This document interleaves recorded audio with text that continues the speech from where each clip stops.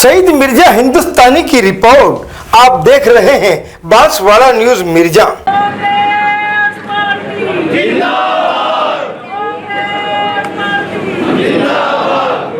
घर घर जाकर के पंचायत में जाकर के इस कांग्रेस की रीति नीति बतानी है और देश के संविधान पर, देश में महंगाई पर, देश में युवाओं के रोजगार को लेकर जो आक्रमण हो रहा है देश के प्रधानमंत्री जी कर रहे हैं, उस बात को युवाओं को और घर घर जाके बताने की आवश्यकता है।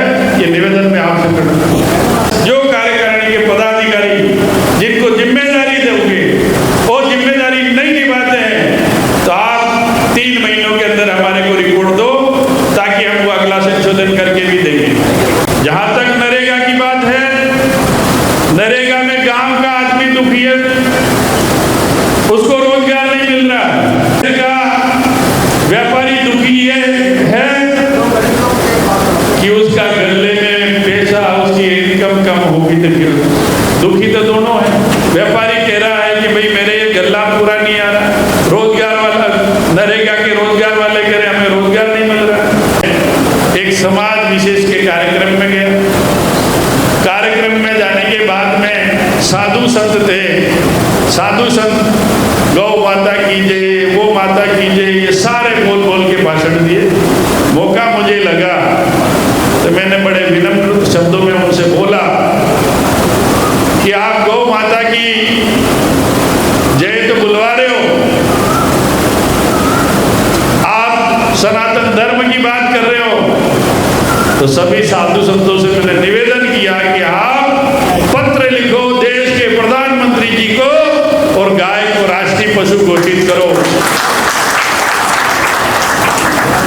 चुपचाप नीचा सर करके उतर गए।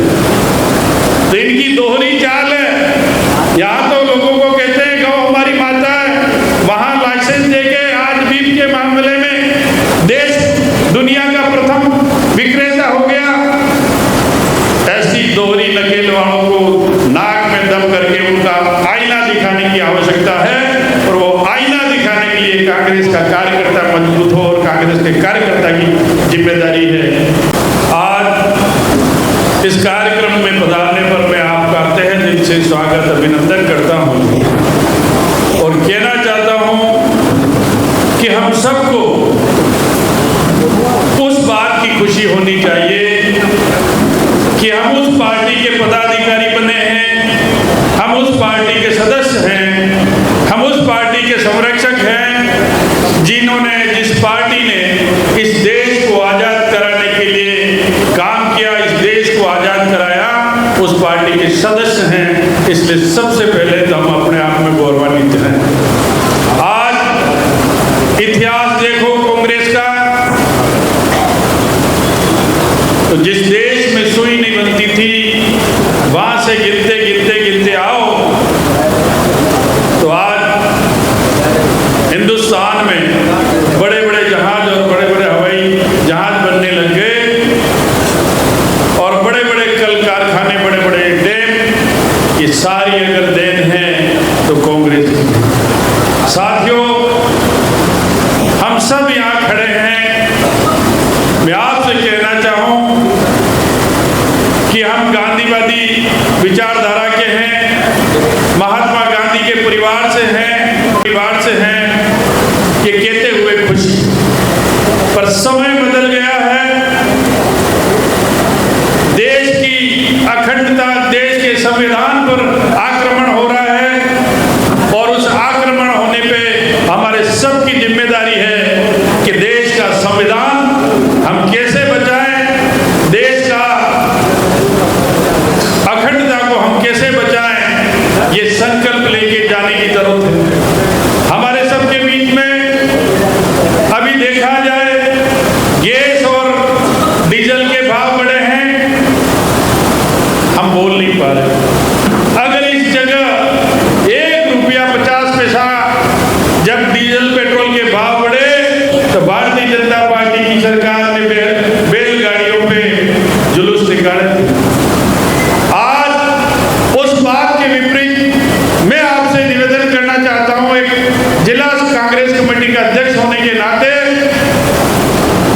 कि 5 विधानसभा में घर घर जाकर के पंचायत में जाकर के इस कांग्रेस की रीति नीति बतानी है और देश के संविधान पर, देश में महंगाई पर, देश में युवाओं के रोजगार को लेकर जो आक्रमण हो रहा है देश के प्रधानमंत्री जी कर रहे हैं, उस बात को युवाओं को और घर घर जाके बताने की आवश्यकता है। ये निवेदन में आपसे करना हमको लग रहा है कि कांग्रेस पार्टी कमजोर हो गई। मेरे दावे के साथ में कह रहा हूं कि जिनके नेतृत्व में जो आज देश के युवा महबूब नेता राहुल गांधी जी के नेतृत्व में इस कांग्रेस को घर घर ले जाने की तैयारी की है और पूरे प्रदेशों में उन्होंने जितने जिला अध्यक्ष उन सबको 10-10 दिन की ट्रेनिंग दी। हम भी थे।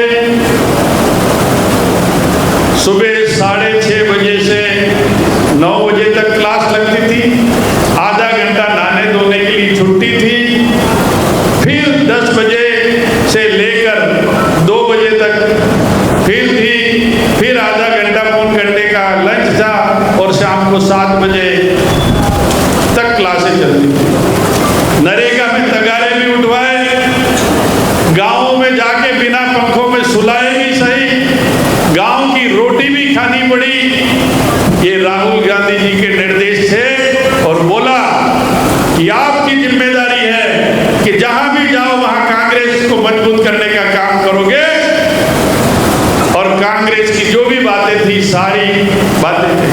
व्यक्तिगत हमारे सभी जिला अध्यक्षों से उन्होंने बातचीत की कि आपके वहां उस जिले में, आपके जिले में कैसे कांग्रेस मजबूत हो सकती है, आपके वहां कौन कार्यकर्ता और आगे है। और अभी और छानबीन हो रही कि कांग्रेस का वो कार्यकर्ता अंतिम छोर तक बैठा है, हताश होकर बैठा है, वो सोचता है कि मुझे मान सम्मान नहीं मिल रहा, उस कार्यकर्ता की तलाश राहुल गांधी जी करा रहे हैं।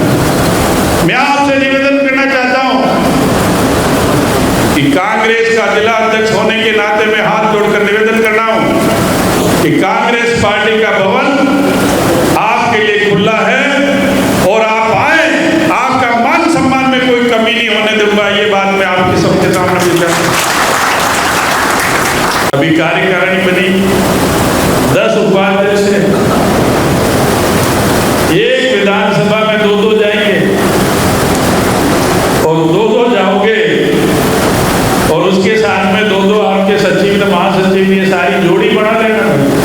ऊपर से निर्देश है जो कार्यकारिणी के पदाधिकारी जिनको जिम्मेदारी दोगे और जिम्मेदारी नहीं निभाते हैं तो आप 3 महीनों के अंदर हमारे को रिपोर्ट दो ताकि हम वो अगला संशोधन करके भी देंगे। ये भी हमारे को वहां ट्रेनिंग में बताया गया। और हर महीने, हर 1.5 महीने में एक बार विधानसभा की बड़ी बैठक आप कराएंगे और कांग्रेस के युवा साथी और कांग्रेस के कार्यकर्ताओं से जाकर हम मिलें। इस तरह के निर्देश मैं चाहता हूं ये हमारे 5 संरक्षक हैं उनसे कि जिला कांग्रेस कमेटी में हम महीने 2 महीने में पुण्यतिथि, जयंतियां ये मनाते हैं, पर हम चाह रहे हैं कि कांग्रेस का सम्मेलन, कांग्रेस पार्टी जिला कांग्रेस कमेटी का कार्यक्रम विधानसभाओं से हम शुरू करें ताकि विधानसभा में वो अंतिम छोर पे बैठने वाला कार्यकर्ता उस कमेटी में आए। हर महीने अगर हम लें तो 5-6 महीने बाद में एक विधानसभा का नाम आएगा, नंबर आएगा। ऐसा अगर आप सब चाहते हो तो हाथ खड़ा करके मुझे बताएं कि हमारी कांग्रेस पार्टी गांव की ओर जाए और संकल्प के साथ में जाए। इसी बात को लेकर हमें आगे रणनीति बनानी है। इस मौके पर मैं आपसे